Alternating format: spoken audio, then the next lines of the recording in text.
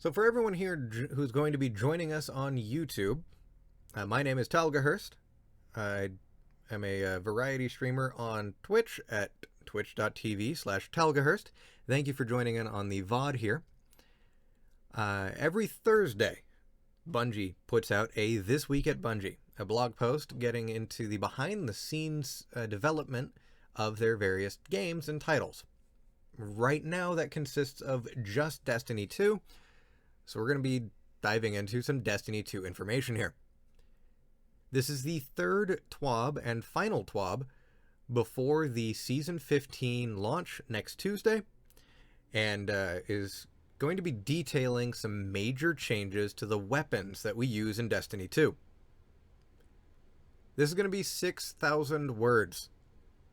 This is huge. They said that the abilities TWAB was massive. This is looking to be even bigger. And that was a 2-hour video that I did 2 weeks ago. So we're going to dive right into this. I'm going to give my thoughts as we go through it and highlight some of the news. And see what we can learn before we go into Season 15. So this week at Bungie, we're talking weapons. This is it. The last TWAB of the season. And it's been a blast watching Guardians splice their way through the Vex network, tackle Vault of Glass, and pile up a ton of new rewards during Season of the Splicer. I personally think Season of the Splicer was one of the best seasons that they put out. Our rivals still might beat it, but we're talking a close second or first, but very, very close. So they added a little video here that they released, I think on Tuesday, just highlighting some of the moments from this season, a little bit of a community highlight video. And we are less than a week away from the big reveal showcase starting at 8 a.m. Pacific time on Tuesday. I will be awake to watch that. I will be streaming immediately after to start Season 15. So next week's update is ushering in a new season and a big sandbox update to go with it. We've already talked ability tuning and armor and mod changes, and I've got those videos up on the YouTube channel with my thoughts and some highlights in it. They are fairly lengthy, but good background noise for it. So now we're going into weapons. So it's going to be led by Chris Proctor, the weapons feature lead, with a full rundown. So we got a lot to talk about in Season 15, including stasis weapons and a rework of fusion rifles, as well as several changes intended to make certain weapons more relevant in the new activity and with the new artifact mods. So first thing first, let's clarify some terminology. For folks who watch, say, firing range, some of these terms are going to be pretty well understood. And for folks who have been playing Bungie shooters for as long as, I have, should also be fairly understood. But not everyone knows these things, even if they play a lot of first-person shooters. To start with, we have fall-off. Fall-off, internally, they use fall-off minimum and fall-off maximum to mean the start and end of weapon fall-off. But moving forward, we're going to use these externally, using damage as an example, but the same logic applies to aim assist and accuracy. So damage fall-off start is the distance at which damage fall-off begins, or more simply put, where a weapon stops doing maximum damage. And damage fall-off ends is the distance at which damage fall-off ends, or hits the minimum damage a weapon can perform. Pretty simple. Just about every shooter uses this mechanic, so that way a little sidearm isn't dealing maximum damage at, say, sniper rifle ranges. It wouldn't make sense for a gun that small to have the range advantage of something like a sniper. So that's what damage fall off helps prevent. Then we have projectiles. We've used various terms to describe these types externally, including borrowing terms from other genres. Not always great. But we've settled on these. Hit scan weapons, a projectile that instantly hits. Mechanically, think of it like a laser pointer. You click the mouse button or pull the trigger, flashes a laser like you would see in laser tag, and whatever's on the other side or where that laser stops, it counts as a projectile hitting. This applies to most of the weapons in the game. So auto rifles, hand cannons, fusion rifles, and fully drawn bows at most distances. Or there's non-hit scan projectiles, or what I generally refer to as true projectiles. These are projectiles with travel time, sometimes having physics like bounces or, descending projectiles, and often have explosive damage or some form of homing. So you're looking at rocket launchers, grenade launchers, partially drawn bows, and very specifically the fusion rifle Jotun. And then we get into the weird one, shotguns. So shotguns use a spread angle. These are cones, or a cone that the pellets come out of. So not to be confused with the other types of cones that they use for their aim assist and accuracy. And this determines the size of the outer ring of that cone. Destiny 2 shotguns do not have pure RNG for pellet distribution, like some games, Team Fortress 2 being a prime example of that, which does seem worth diving into. When you use a shotgun in Destiny 2, there is a consistent spread of pellets. You know exactly where things are going to go. Another game that highlights this really easily and really accessible to see is Apex Legends. Pick up any of their shotguns in the training grounds, shoot those targets, and you'll see the bullet spread. It'll highlight it on the hit markers. Destiny shotguns, as they're highlighting here, contain 12 pellets. Each spread out across 3 rings as follows. 1 pellet right in the center, 4 wedges in the outer ring with 1 pellet, or in the inner ring with 1 pellet each, 7 wedges in that outer ring with 1 pellet each. So aside from the center, which is a fixed location, each pellet is only randomized inside of a defined wedge angle and inner/outer radius. So there's a tiny bit of randomization, but largely not. So this way, at those max ranges that you're getting with a shotgun, you can better understand what damage you're going to be doing at those ranges. It's still going to make me super salty when I miss a shotgun shot. Despite knowing how it works, you're going to still have some weird spread. You're going to have some weird interactions, especially with how fast the movement is in Destiny. It's not going to stop me from getting salty. But at least we know how it works.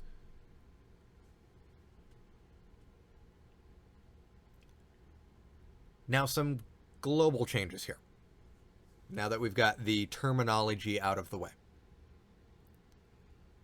Season 15 is going to introduce legendary stasis weapons. And there's been some concern about how these are intended to work, particularly in PvP. So here's some details. Stasis power weapons are in the power slot, but all other stasis weapons are going to be in the kinetic slot. Just like that exotic kinetic sidearm. That's exciting. That's gonna be weird. Now this is to avoid overcrowding in the energy weapon slot, which is that second weapon slot. Things where all of your current energy weapons go for Arc, Solar, and Void. So it's reasonable to use one in match game content. The kinetic slot will not be renamed at this time. Interesting. So stasis weapons are going to count as kinetics. Now, stasis weapons don't intrinsically do anything differently from weapons of other damage types, but they're the only weapons that can roll with stasis perks. Okay. So we're getting a different color laser. That was the thing that most folks were afraid of, but alright. It's another color laser to deal with. Though they do get stasis-specific perks, they mention here. So we generally intend stasis perks with slowing or freezing effects to have a kill trigger. This being easy enough to trigger in PvE and fun to use, but not obnoxious to play against in PvP. I'm going to stop Bungie right there. There are several perks in-game now that require a kill trigger. We're looking at Killing Wind, something like Tunnel Vision. Easy to trigger in PvE, yes. Killing Wind is almost necessary in PvP. So I'm not so sure about that. Not obnoxious to play against in PvP. I see that as a skilled player getting more power for being skilled. A rich get richer situation. We're gonna have to watch that, but I don't believe this for a minute. They can try, but I fundamentally don't believe it. That's gonna be a wait and see.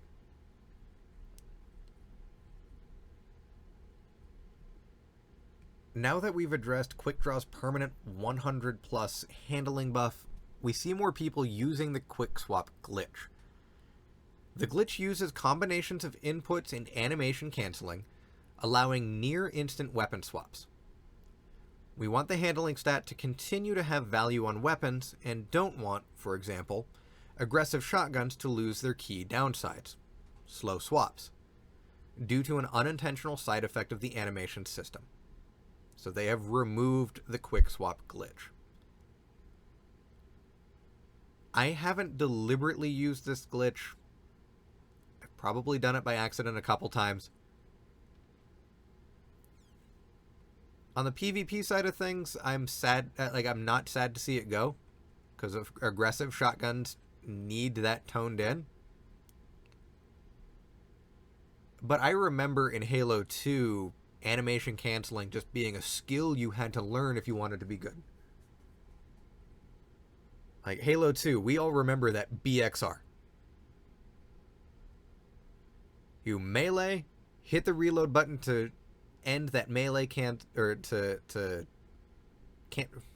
reload melee to end the reload animation early and continue firing. I know I've animation canceled reloads by using a melee in Destiny 2. That still exists. Quick swapping, I don't know. I think we're... I get why it's being pulled. I'm just not sure if it's ultimately healthy. Like these unintended side effects, or these unintended interactions are sometimes half the fun of video games. Half the fun of any games. Like, how many folks do you know play D&D or other tabletop games, and their build revolves around weird rules interactions? That's kind of what these are. And I'm not sure if I'm happy or sad to see those go. It's going to be different.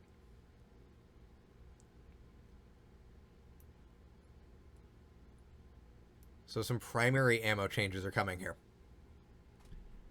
Running out of primary ammo has never been tactically interesting. Running out in hard PvE content or because you were on a tear in PvP is a weird and sometimes frustrating experience that we would like to not subject anyone to in the future. Oh wow. All primary ammo weapons now have infinite ammo. White ammo bricks are just gone. So inertia override has been adjusted to account for there being no primary ammo bricks. Drop mag's downside of reducing reserve ammo is now almost meaningless, so it's reworked to be reload speed but lower magazine size. Compact arrow shaft's upside of increasing reserve ammo likewise, reworked to be an increase to reload and handling.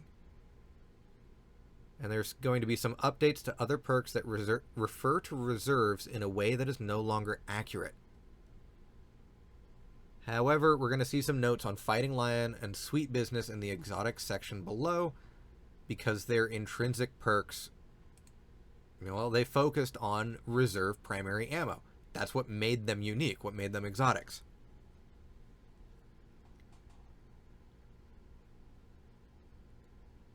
So target farming trials weapons is much more efficient in Season 15. And we have some cool new perks for all players that play trials to put on trials weapons. So all trials weapons available in Season 15 will have 7 perks in each column, as opposed to the existing 5.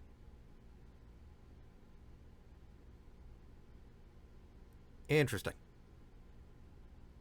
We'll have to see what those perks are going to be. Yeah, I'm not... having all primary weapons have infinite ammo. So they're... What's Bungie's design philosophy on that?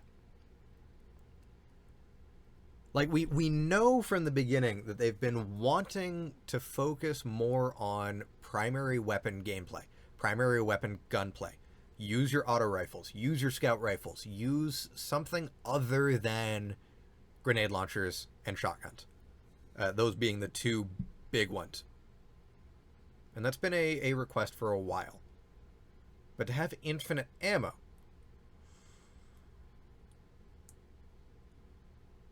So are we going to see double primary be a thing now? Like, I know I use double primary pretty regularly, but that's mostly because I'm crap with, say, sniper rifles and don't always want to carry a grenade launcher. But how's that going to play? How's that? I'm curious to see how that's going to work. I might just have to start carrying a sniper and hoping I improve. But let's look at power levels. They change gears here a little bit.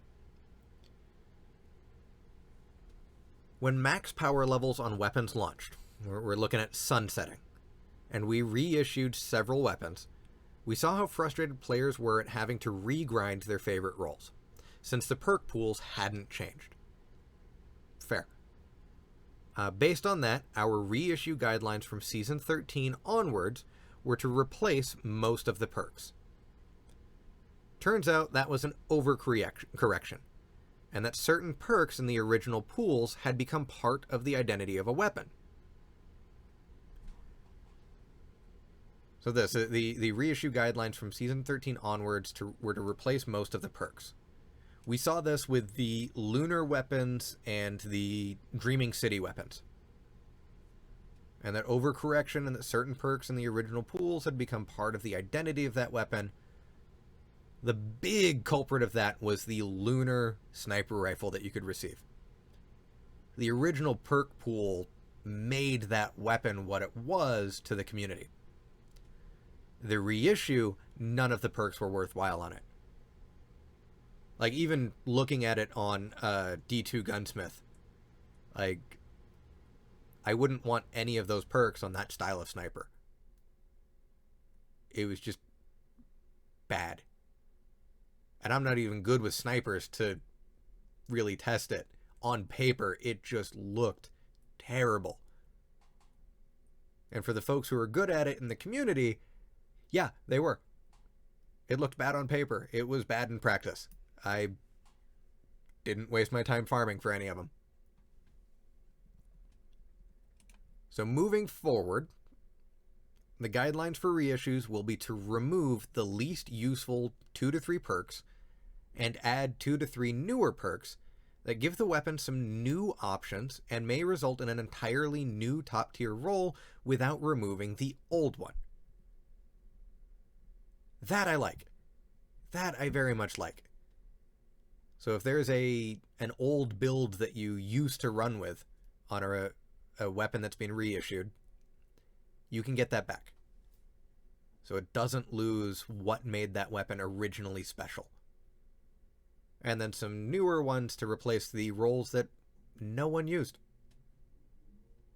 It's what there should have been from the beginning. So good on Bungie for kind of catching up to the rest of us. So they've made some small adjustments to the weapons reissued in the 3.2.1 update to move these in the direction of the new reissue guidelines. And if you were wondering why our community managers were asking for everyone's favorite roles, now you know. So added 1 or 2 of the original perks to each column for the Luna weapons reissued in 3.2.1. So we're looking at the Lectern weapons only. That SMG that I showed off the other week, that's one of them. And since these can be target farmed, we're okay with increasing the size of the perk pools in this case. Awesome. Target farming's good. I need more of those. And they've added 1 of the original perks to 1 or both of the columns for the Dreaming City weapons reissued in 3.2.1. Looking at Tiger Spite. Thank you. Twilight Oath. And Abide the Return. Since these can't be target farmed yet, we didn't want to increase the size of the pools by more than 1. Can I target farm these, please? Can we get what's the word on that yet? I love the Dreaming City weapons. They're some of my favorite. They aesthetically, mechanically are beautiful. Like Tiger Spite, one of the best autos. Vouchsafe, I love that scout rifle. I don't use it often because scout rifle, but it's so fun to use. It's a void scout rifle that can roll Dragonfly. And it's a solid one. The hand cannon that you can get from the Dreaming City is a PvP and PvE perfect weapon. I want to be able to target farm those. I want to get good versions of all of them. I will just sit there in blind well if it means I can target farm. That's my favorite news right now. That's exciting. Have I mentioned I love the Dreaming City stuff?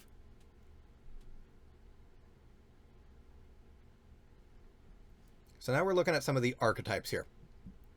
So we've mentioned like the aggressive shotgun frames, precision hand cannons, things like that. So we're going to note here before we dive in, exotics receive these changes as written unless otherwise mentioned in the exotics section below. So breach grenade launchers, like my Truth Teller, are increasing as a pain point in PvP. And with the shotgun nerf, we're seeing a small increase in usage. We're going to pause right there. The actual numbers to grenade launcher usage in PvP are still very, very low. Much of this pain point that we're seeing is theoretical. It's on paper. It's still shotguns as the dominant force right now. But breach grenade launchers are a bit of a boogeyman. And while they haven't been the problem that much of the community says they are, it can easily become one. So a lot of these changes are less based on data, more on trying to prevent it from becoming a problem in the first place. So this change aims to reduce the ease of getting big splash damage for priming or cleaning up targets. They want grenade launchers to be more of a direct hit skill shot. They're still going to be watching how these things change to make further adjustments in a future update if needed. Note that they're fine with how they perform in PvE, so have compensated there. So across the board, we're looking at a reduced blast radius by 0.4 meters. And reduced splash damage by 20. So that does reduce the total damage for a direct hit from 220 to 20, or 220 damage to 200 damage, but that's before taking spike or proximity grenades into account. They have, however, increased the damage in PvE by about 12%. Because of the above splash damage change, this results in a small overall buff to combined damage. I think largely we're not going to notice a damn thing in PvE. PvP is where we're going to see the change. The Witherhoard exotic grenade launcher is unaffected because it behaves completely differently compared to other grenade launchers. It's not really a grenade that you fire as such. There's no splash damage to speak of. So then we're going to look at machine guns, and while their usage is surprisingly high, they aren't fulfilling their intended role in high difficulty content, which would be ammo efficient ad clear and secondary single target sustained damage. So it's just getting a flat 20% increase in damage, in PvE specifically. Honestly, that's happy. I like using machine guns, even if they're not the most efficient thing. To me, they're more consistent than efficient. And then scout rifles and hand cannons have felt weaker than we'd like in hard PvE content for a while, so they're increasing the damage versus minor enemy types by 15%. These are your red health bars, things like dregs, thralls, your mooks. And here is the meat and potatoes, what I was waiting for. Fusion rifle changes. So fusion rifles have benefited indirectly from the mid-season Season 14 shotgun nerf. But fusion rifle subfamilies weren't as different from each other as we wanted, and weren't all useful in a variety of content. Rapid fire frames are crap. So we looked at all of the options we had for diversifying them and ended up with some substantial changes. This isn't intended to be a global buff to fusion rifles, but we expect some of these to be better counters to other weapons than they were previously. Note that we also evaluated some other options, which are worth of a bit of a discussion. They've looked at giving the projectiles travel time. We did like the idea of this behavior in Destiny 1, but on investigation found that there were networking issues with firing rapid fire bursts of non-hit scan projectiles. They didn't play as well as we wanted them to. We may look at this option again in the future. It worked in Destiny 1 because players were a lot slower. Movement was a lot slower. So right now, Guardians in Destiny 2 are too fast. So when there's a network issue, our speed makes that network issue even larger. Like, we've seen some questionable movement in PvP on stream before, where it looks like players are kind of teleporting, 2 feet to the side, despite not using a Warlock Blink or a Hunter's Mask of Bacchus. That's probably a network issue. It might be cheating, might be network manipulation. It certainly feels that way sometimes. But odds are it's just simply all of our computers struggling to communicate with each other and have accurate information. It's just a networking issue. So combine that with added projectile travel time to these, you're going to be missing a lot more shots than you hit. And that's not necessarily healthy. So I agree with Bungie not putting this in. Something to look into, but we're currently just too damn fast. And then they looked at burst rate of fire. So this would have meant touching design data and audio for every fusion rifle we've ever shipped. Well beyond the scope we wanted for this change, and also not that interesting of a change. When you charge up a fusion rifle shot and fire it, you can hear and see each pellet leaving the gun. I use Bastion the most out of all of my fusions. It's got a very specific timing and cadence with its firing, and you can hear it. Like back when I was a delivery driver, part of my practice to get better with Bastion was I would kind of hum the noise to myself. Like I would hear a clip of how Bastion fires, and I would hum that noise to myself to get its rhythm, to understand what its cadence was.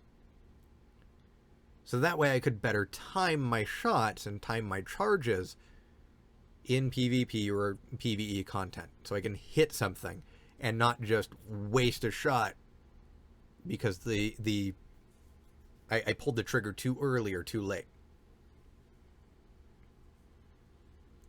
So they're not going to be adjusting that rate of fire. Those cadences that you're used to are still there. So they've increased the PvE damage bonus such that all subfamilies have a 15% increase to their damage. Previously, high impact was 0, precision and adaptive were 10, and rapid fire was 12.5. So every fusion rifle just a flat 15% PvE damage bonus. They have, however, pushed those subfamilies further apart, adjusting their charge time and shots fired per burst.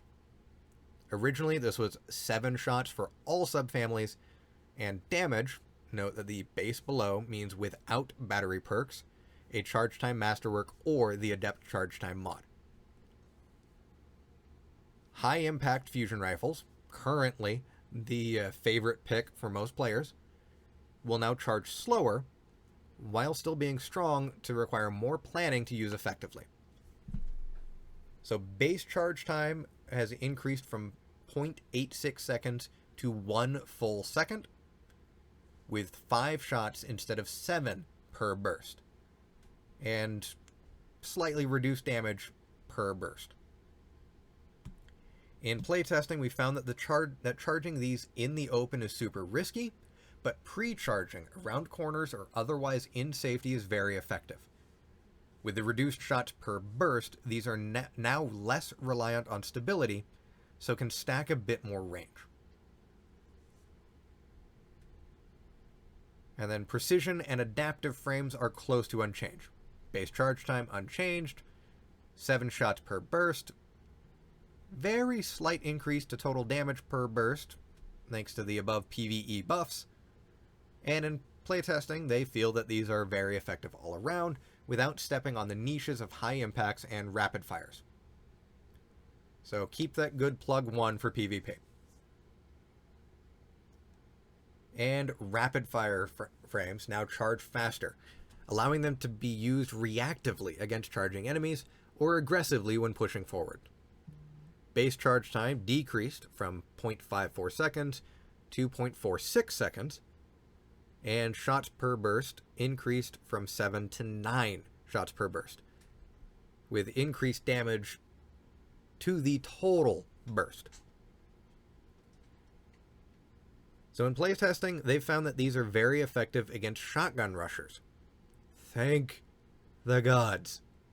I might actually use a rapid fire frame just for that. The combination of them needing to be closer and you having a shorter charge time will work well together. And if you have good enough timing, you can fire 2 bursts with a rapid fire before a high impact user finishes charging their first. Because yeah, high impact frames, they've got that 1 second charge time. Whereas rapid fires are less than half a second. You could theoretically, get 2 shots off before they get 1. I want to see what rapid fires I have. That could be interesting. And with the increase in shots per burst, they're now more reliant on stability. But with the increased damage, they're less reliant on range. Okay. It's going to be a better note for controller players. Like, stability is nice on mouse and keyboard. I use it more because I'm mostly just bad. But even then, a minor change to stability I barely notice. So parts of this work required adjusting several fusion rifle perks in one mod. Backup Plan's implementation was incompatible with the fusion rifle changes, and we felt like the perk could use a rework anyway. So they've removed the plus 100 to charge time stat and adjusted the charge time multiplier from 0.85 to 0.7. It now scales damage by 0.8.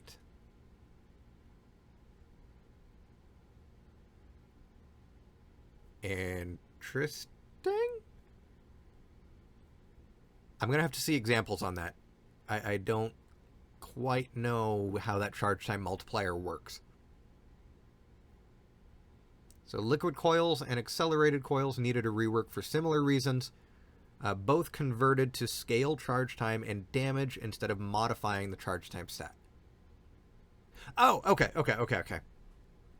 So they're not adjusting your charge time anymore. That's going to be consistent across the board. Instead, what it's doing is modifying the damage you do based on the charge time. Okay. That makes a little more sense. The final effect is much the same as before, but these are now more robust. However, they won't visibly change the charge time stat in the inspection screen. Okay. That makes a little more sense. So then that means the Adept charge time mod felt pointless, and we felt like it would still be balanced against other mods if it didn't reduce damage. So they changed the functionality to scale charge time directly instead of changing the charge time stat, without adjusting the damage. I'm again going to need to still see this in practice as opposed to on paper to fully understand it. But my initial read is saying that this is going to be a overall buff to fusion rifles of all types. Charge time is weird. It's a weird stat to see. So for the charge time masterwork, a fusion rifle's damage is determined by its charge time stat, similar to how most other weapons' damage is determined by their rate of fire stat. Masterworks can only increase weapon stats for performance reasons, so it's not possible to change how charge time maps onto damage without big changes to how the charge time stat works.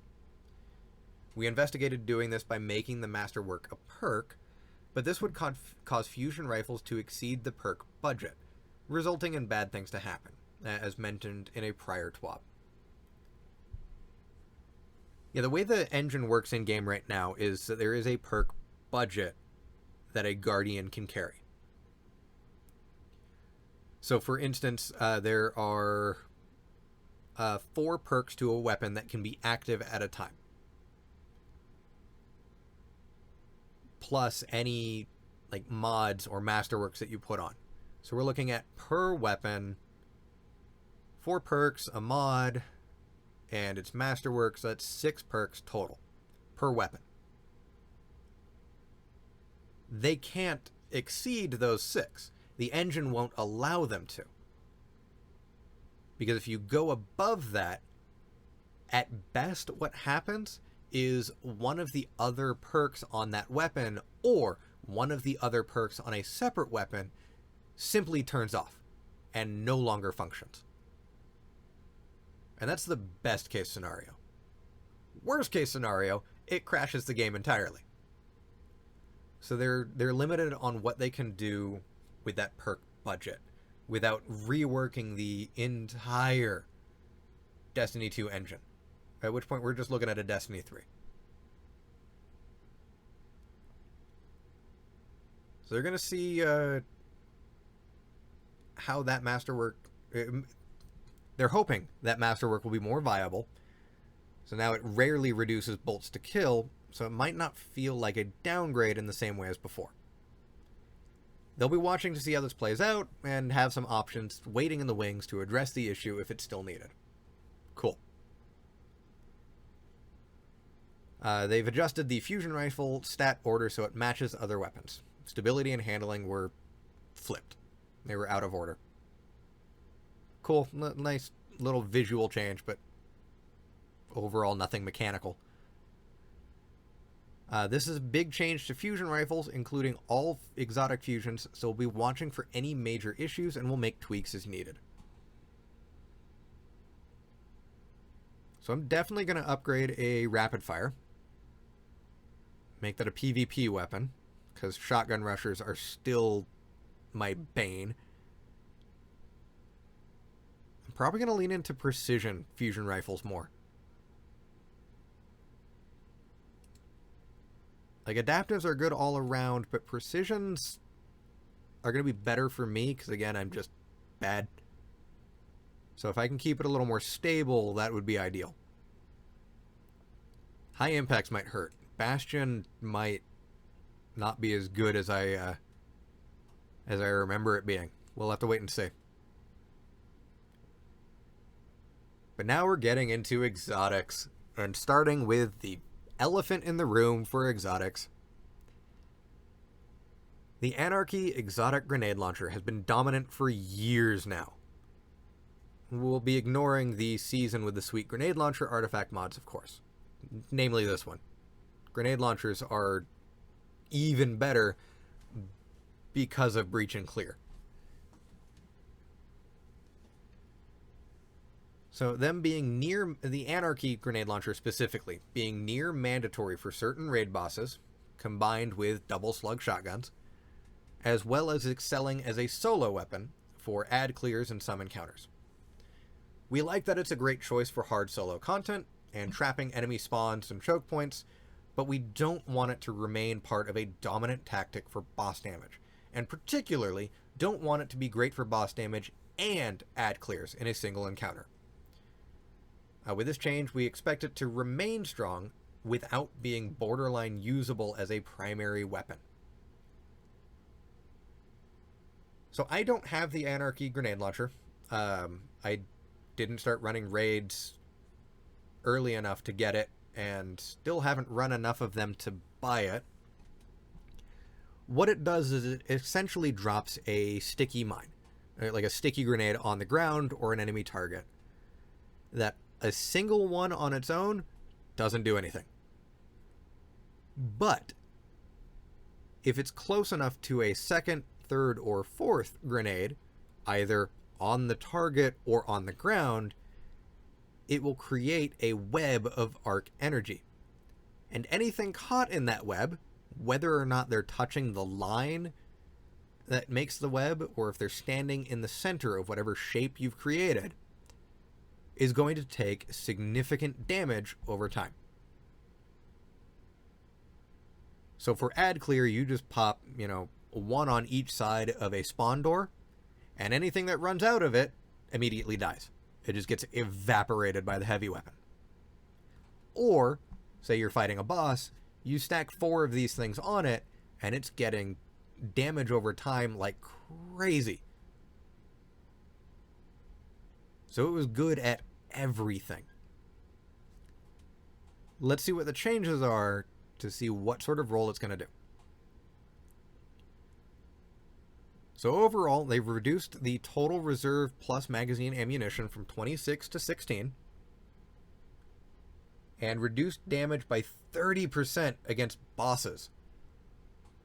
They make a note here that champions are not bosses. Okay. I'm going to be perfectly honest. That was not as big of a nerf as I was expecting it to be.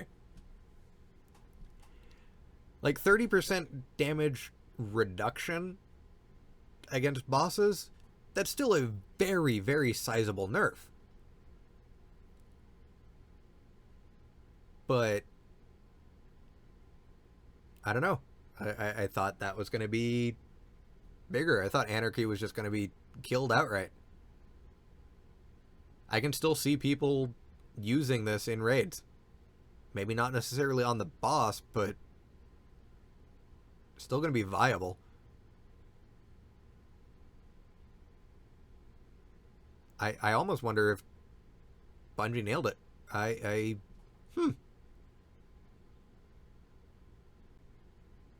I thought this was going to get nerfed into the ground. I'm impressed. I'm surprised. Now I still want to get it. I'm not afraid to raid and buy that weapon.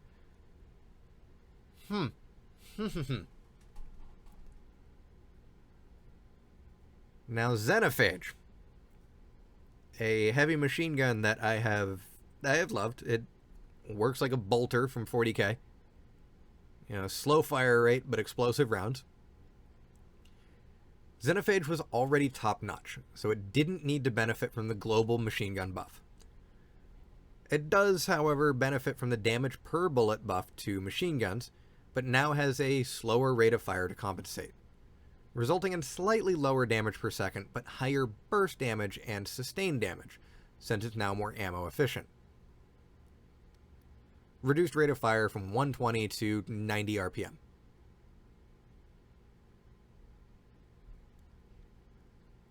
I'm going to be totally honest here. That's not going to change how Xenophage is used. It's simply not. Like, most players who use Xenophage, you're only firing 1, maybe 2 bullets at a time to get rid of a moderately sized target. You're not using Xenophage for boss damage outside of some very, very specific encounters. You're using Xenophage for that one particular yellow or orange health bar that's too far away for your other weapons and just erase them. So it's still going to be a absolute beast of a weapon in Gambit. It's still going to be useful in Vault of Glass to take care of the hobgoblins around the outside of arenas.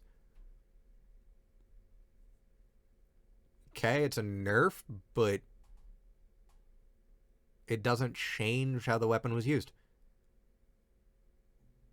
You're not going to notice it.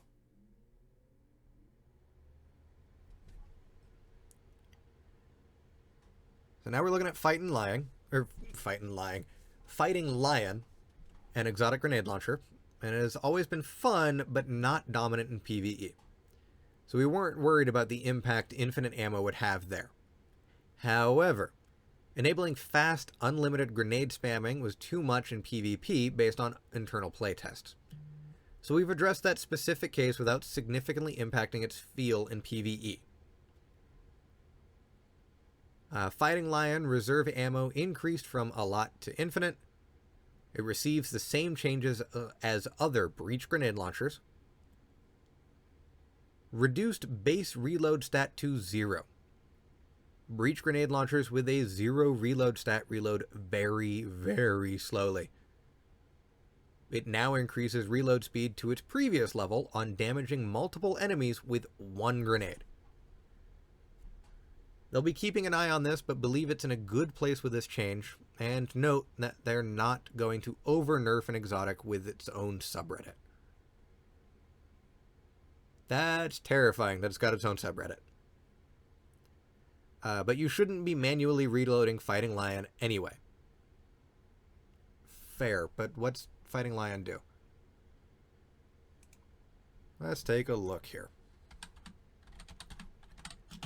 I think I have one, I've just never used it for whatever reason. Go to light.gg here. So Fighting Lion, it uses apparently kinetic ammo.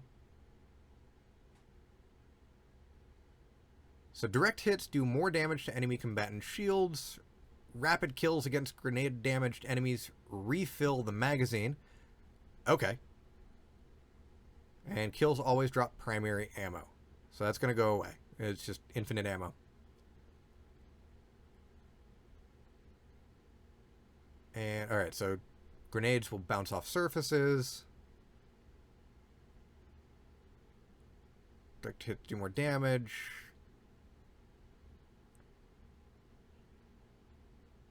And then what's the catalyst do? Where's the catalyst? So catalyst is what makes it reload?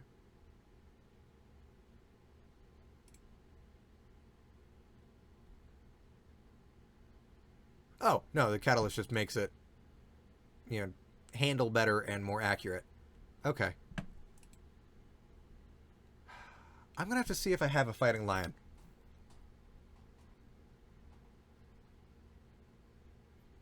At the same time, do I want that exotic slot to take up the kinetic when I could just use ignition code with slide shot? I like my ignition code, so... We'll have to play around with that. I need to make a note to try fighting lion again. So now we're looking at Vex Mythoclast, an exotic fusion rifle from Vault of Glass. They were cautious with tuning this one at launch, knowing that shipping a dominant weapon that has incredibly low ownership would break PvP, and aimed for balanced but erring on the side of not letting it ship too strong.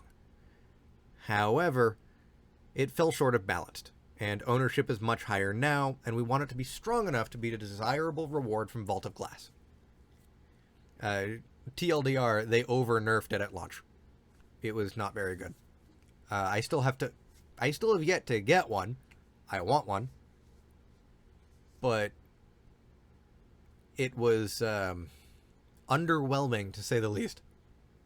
At least compared to its original version from D1. So in PvE, they're getting a damage bonus increased by about 40%. And the range stat increased to be near best in class for high-impact auto rifles. Increased its stability stat. Reworked the catalyst to grant stability and damage after a kill. Increased the rate of fire from 360 to 390. And reduced the linear fusion rifle mode charge time from 820 to 533. Same as a standard linear fusion rifle. And no longer loses overcharge stacks on stow except for when it is in the linear fusion rifle mode. Woo!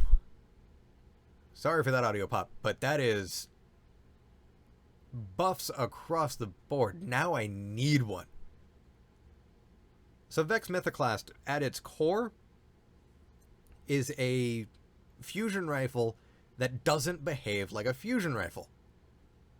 It's going to behave more like an auto rifle. And they've just made it better across the board for everything. I need one now. I need a group to put together to run Vault of Glass like 3 times a week. I need this weapon. So Merciless is an exotic fusion rifle, one that I mentioned on Tuesday that we need to keep an eye on. So they had to touch this one anyway because of the fusion rifle changes, and figure if we're in there, we might as well make a buff we'd been thinking about. So they've updated the perk to account for fewer shots per burst, so it should build up a charge rate at the same amount per burst as before, and reduced the damage penalty for increasing charge rate by 40%. So Merciless, what it does is it starts to fire faster the more damage it does without getting a kill. So if I get a hit but don't kill something with it, it's going to charge faster on the next shot. It's going to fire that next shot faster. It's going to keep ramping that until it eventually gets a kill or hits a cap. But it did reduce or get reduced damage for that faster rate of fire. They've changed the damage reduction, made it stronger. So having that Merciless on hand to bring up in power was a very good idea. And Jotun, the great PvP toaster that it is, because of how the charge time stat works with the fusion rifle changes, we made a small change to avoid breaking this weapon. In playtesting, it makes almost no difference, but if I didn't mention it, someone would notice. They reduced the charge time from 0.82 seconds to 0.78 seconds, so it charges a whole 0.04 seconds faster, and slightly reduce the damage per shot. I'm going to be with Bungie on this one and say it's going to make zero difference to your average player how this weapon's going to feel. Jotun is still Jotun. Cool. And Bastion. My sweet, sweet Bastion. It feels very strong with shotguns being less dominant, so we're preemptively adjusting it in PvP. It's also super low usage in PvE, so we're buffing it there. Reduced damage by 15%. Boo. So can now not quite kill a Guardian with one shot and the 3-shot burst it fires. Boo. They've increased the spread angle by 10%. Boo. But they increased the PvE damage by 25%. So overall, around a 10% increase in PvE. I'm going to be honest. It makes more sense to be stronger in PvE. Just from the lore that we have on the gun. What it's supposed to do. I get it. I'm not happy with it. I like Bastion. I mentioned that I would hum the noise it makes to get better with it. Like, I had one of my best trials weekends using Bastion. But, okay. I'm a little grumpy about that, but alright.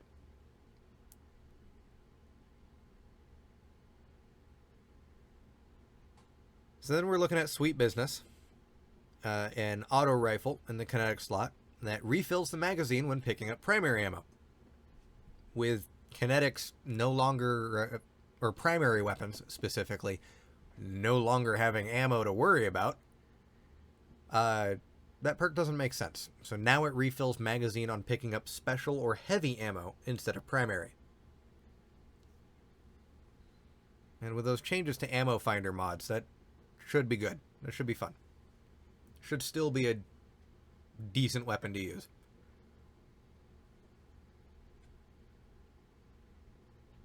So a couple perk changes here. Firing line. Now they like the idea of the perk. It was just giving away a bit too much damage for almost free. What does firing line even do? I don't think I carry any weapons with that. So let's take a look.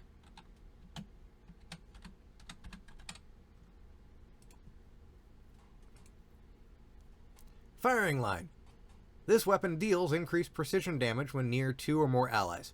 Oh, yeah, no, that's very good. That's very strong. And you're going to run that on snipers or scouts or something more frequently. So they've reduced the damage bonus by 20%, roughly, to any precision damage for all supported weapon archetypes. It was variable depending on weapon types. So it will roll on some sniper rifles, linear fusions, and machine guns, and maybe some other stuff in the future. Firing line's a fairly rare perk, and I've only ever seen it on like snipers and linear fusions, so if they're adding it to more weapons, that's probably a good idea to have that nerf here. Because it's going to be more prevalent going forward. And certain damage perks only affected impact damage on explosive weapons. So they've updated these specific perks to also increase detonation damage. Kill Clip, Rampage, and Adrenaline Junkie. Thank you. Adrenaline Junkie on a grenade launcher is going to be so much nicer. Same with Rampage or Kill Clip. Like, these were already fairly decent on grenade launchers. You're looking at, like, breech-loaded grenade launchers. But making them better? That'll be fun. That'll be good. And they've also fixed the incorrect rarity on some recently shipped weapon perks. That'll be very nice. Like, I think I got 2 or 3 of the same weapon rolls for the I got 2 or 3 of the same weapon rolls for the Season of the Splicer pulse rifle. That was a little ridiculous. So apparently that was a bug. And they've got that fixed. That'll be nice. And some weapon VFX changes here. Weapon VFX were all custom and some didn't meet our desired cool factor. So we've rebuilt these to speed up the process of adding new weapons or updating old ones, while updating the visuals at the same time. They've updated all grenade launcher and rocket launcher visual effects.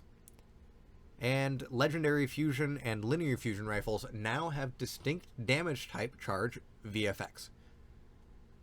So if it's arc, it's probably going to be blue, charge flare at the tip, or orange for solar, purple for void, etc., etc., etc.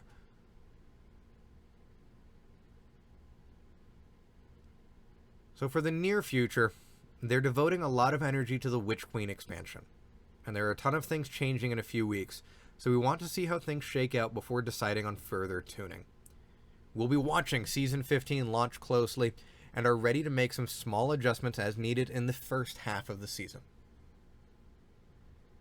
In the more distant future, but still before Witch Queen, linear fusion rifles and caster frame swords are still not where we want them to be, so expect some tweaks. We're also looking at underused or underpowered exotics, and we'll be taking a pass at some of them, including Arbalest, Suros Regime, Cryosthesia, 77K, Malfeasance, and more. I wait to see what the community's response is for Arbalest, because console players hate this weapon with a fiery, fiery passion because of how strong it is in PvP. I almost never use it because I'm on PC. What makes it good on console, not noticeable really on PC.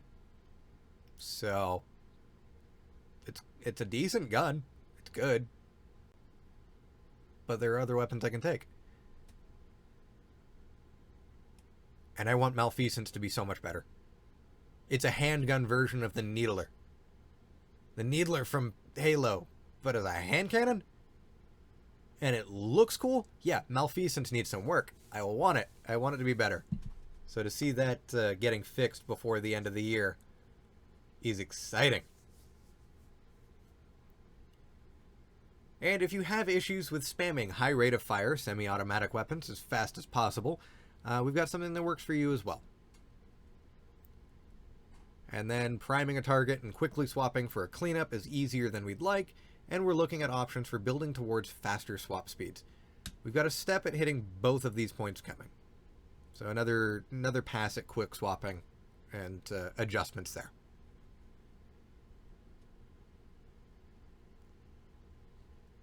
So for Witch Queen and beyond, everything starting 2022. We've talked previously about wanting legendary weapons to have more identity based on their source, and expect to ship a new system for this in or close to the Witch Queen. In Season 15, we tweaked exotic primary weapons to generate ammo faster through ammo finder mods, and we have another change planned to make them more enticing in hard PvE content. Thank you. That's all we've got for weapon changes for now. We're looking forward to seeing how the PvP and PvE metas shape up once you all have your hands on them next week. So it's kind of cool to see that there are more changes that they've got planned depending on how Tuesday goes.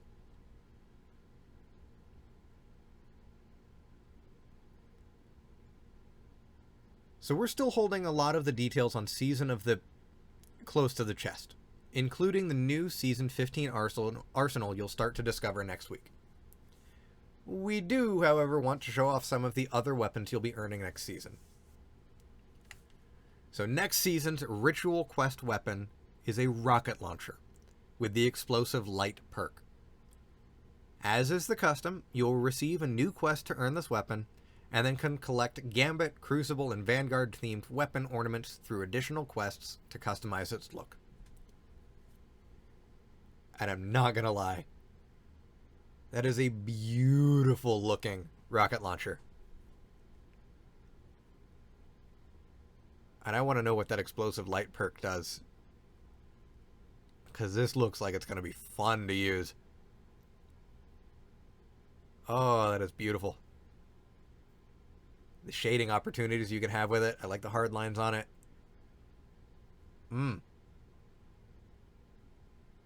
I just hope the stats are good. I genuinely hope the numbers are good.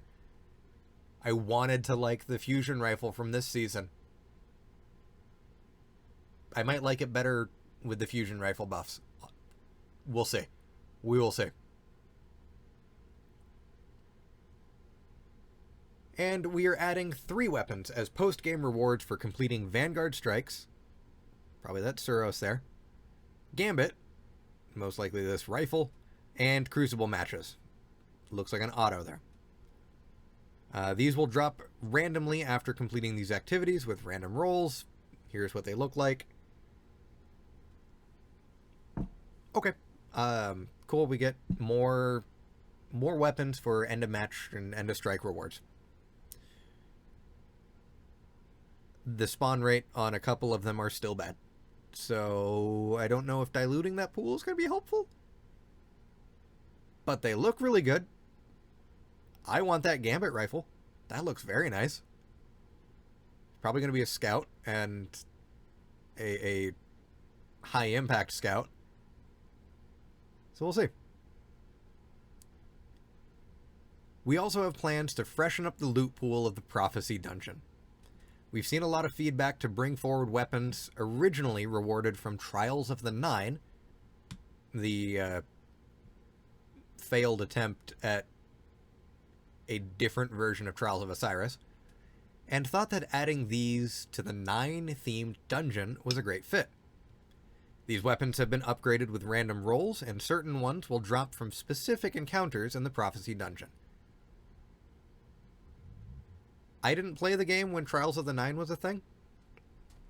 I started playing right as Trials of Osiris came back, so I never had an opportunity to earn these weapons.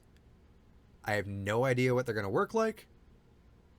They look beautiful. I can't wait to run Prophecy and get this gear.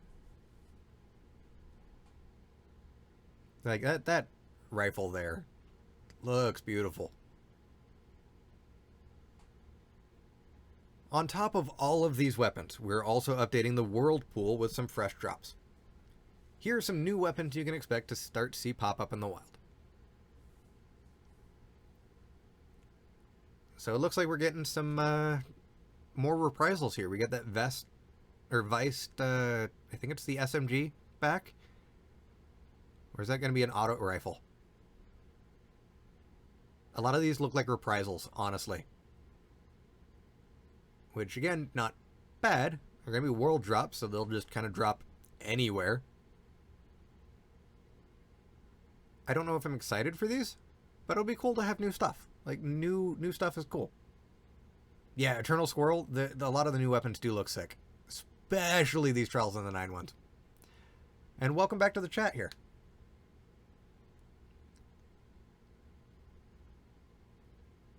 And up next here is another look at Bungie's relief efforts in the Bungie Foundation. So at Bungie, it's our mission to build worlds that inspire friendship, but we also realize the fortunate position we find ourselves in. And we believe in the power, compassion, and generosity of our community to amplify our efforts to reduce distress and suffering in the world. We believe that games can be a powerful force for good, and we believe it is our responsibility to use our voice and to support your desire to help those in need. The Bungie's Foundation's mission is to put these beliefs to work. We are a people-focused organization that builds and empowers our community to improve the health and well-being of children, uplift the rights of all individuals and communities, and provide aid in times of crisis. We act as the charitable giving arm of Bungie in order to express our company's values outwardly to the world around us, and we have developed strategic programs and partnerships in order to accomplish our mission.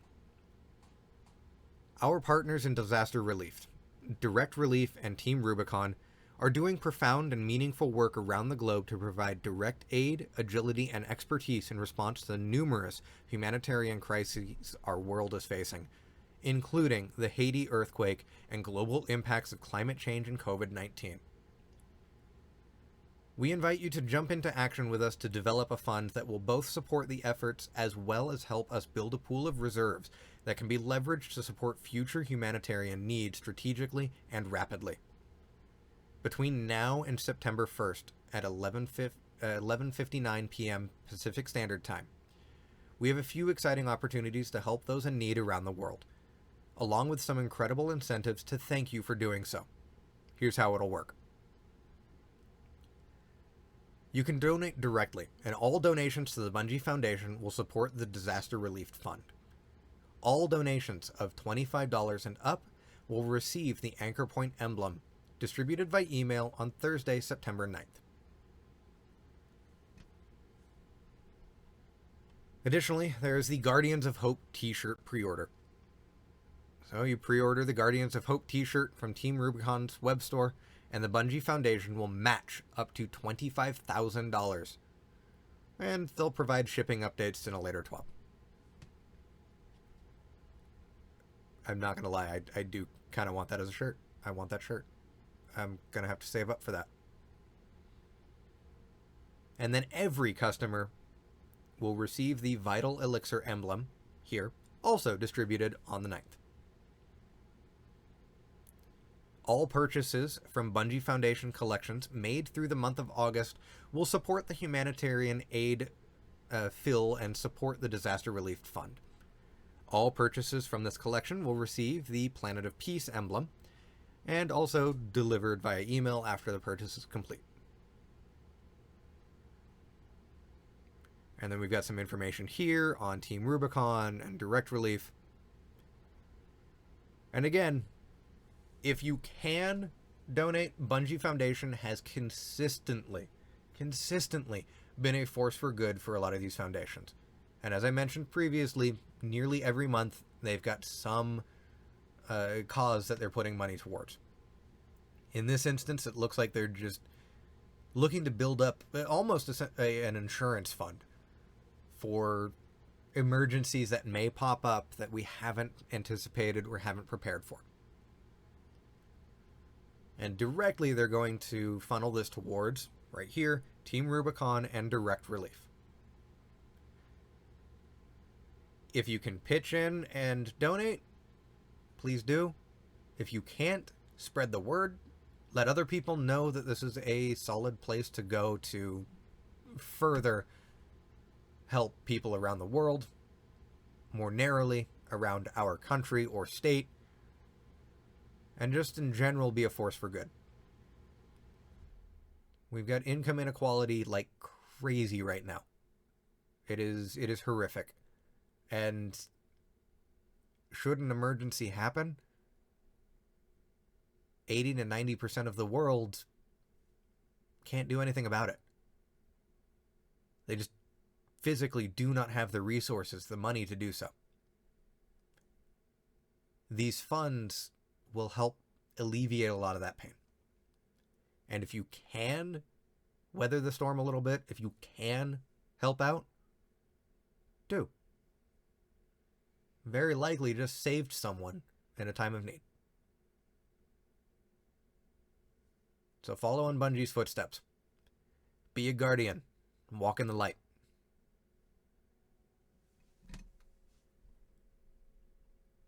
And then the rest of the TWAB here is some artwork and a little bit of a reward for a long TWAB. Is we get some desktop backgrounds that we can use here. So we can get Atheon's throne from the Vault of Glass. A glimpse into the Vex network. Or how about another one? Or the servitor in the helm. and then bug report, etc., etc., etc.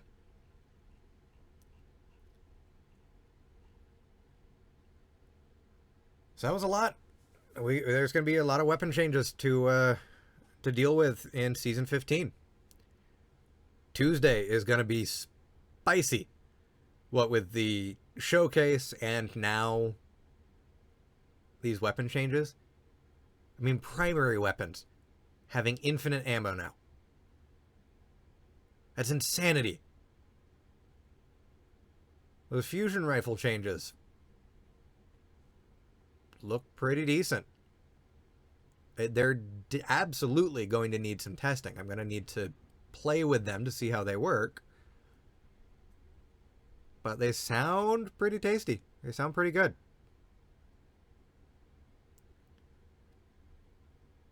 And then, of course, yeah, let's help out Bungie with their community relief and help out the Bungie Foundation.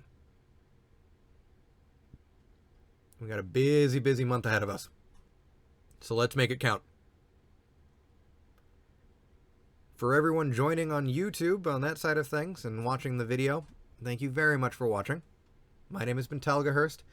I stream live on Tuesday, Thursday, and Saturday, playing Destiny and Final Fantasy XIV. Tuesdays and Thursdays, I go live around noon to catch the reset and catch the TWAB. Saturdays for Final Fantasy, closer to about 7 at night. And we got a group that we put together to go through the MSQ there. You can find it at twitch.tv/Talgehurst, just like you found the YouTube page at youtube.com/Talgehurst.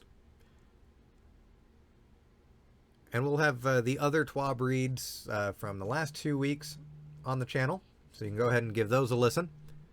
And all future TWAB reads will be on the channel here as well. Those generally go up sometime Friday. But thank you very much for watching there. We got the stream to continue, and I hope to catch you sometime in the chat room on stream. So have a good rest of your night. Be good to yourselves and be good to each other. Bye-bye.